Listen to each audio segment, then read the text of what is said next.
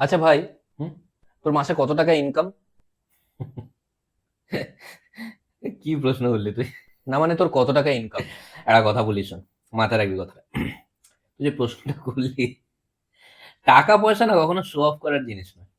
মানে আহ, একটা রিয়েল ধনী মানুষ না কখনো টাকা পয়সা নিয়ে শো অফ করে না। কখনো দেখেছিস কোনো ধনী মানুষ বলছে যে আমার অ্যাকাউন্টে এত টাকা আছে? কি জানি, জানি না।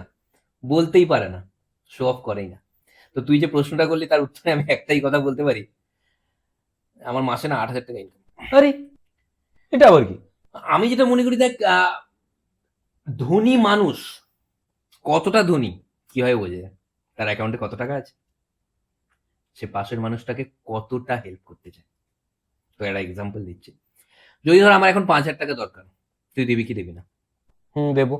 তাহলে তাহলে যদি আমরা সন্ধেবেলা দরকার হয়, তুই মানে কটার সময় আসবো? আরে, আমার কাছে এখন টাকা নেই।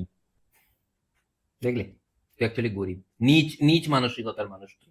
মানে তোদের সঙ্গে বন্ধুত্ব রাখাই উচিত নয় আমার। বেরিয়ে যা আমার ঘর থেকে, বেরো। আরে, এটা আমার বাড়ি তো। আচ্ছা আচ্ছা,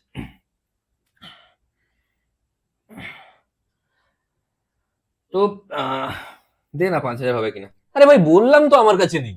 আর তোকেও বলতে হবে না, আমি বুঝে গেছি তোর অ্যাকাউন্টে কত টাকা আছে। কি হলো? টেস্ট করছিলাম, কিসের টেস্ট?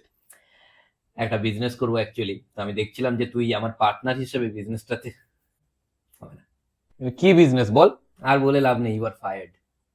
মানে বিজনেসটা? সাসপেন্ড করলাম তোকে কোম্পানি থেকে। হুঁ, একটা সুযোগ হারালি তুই। মানে তুই কি একটা কোম্পানি বানাবি?